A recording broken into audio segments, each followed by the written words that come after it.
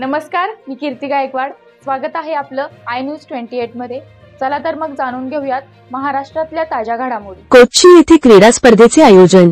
नागपूर जिल्ह्यातील सावनेर तालुक्यातील कोच्ची येथील जिल्हा परिषद उच्च प्राथमिक शाळेच्या मैदानावर केंद्रस्तरीय क्रीडा व सांस्कृतिक स्पर्धेचे नुकतेच आयोजन करण्यात आले होते। यात केंद्र शाळेअंतर्गत येणाऱ्या विविध शाळेमधील खेळाडू व विद्यार्थी सहभागी झाले होते।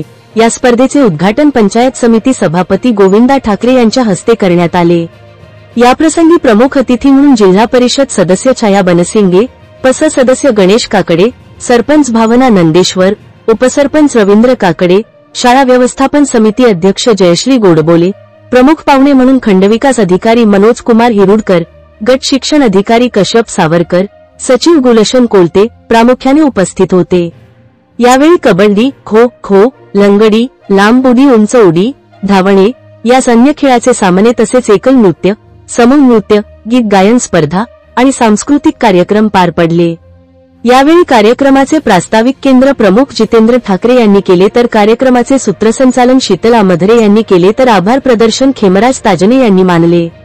कार्यक्रम यशस्वी करण्याकरिता सत्यवान धिंगळे, प्रकाश तडस, जितेंद्र गोडबोले, गोलू ढोबळे, वसंत वानखडे, नरेंद्र ढोके, मनोहर पोतराजे, अरविंद राठोड, वंदना मोहतकर, इंदिरा सोरमारे, पूजा ठाकरे, श्रावण वैद्य यांनी सहकार्य केले।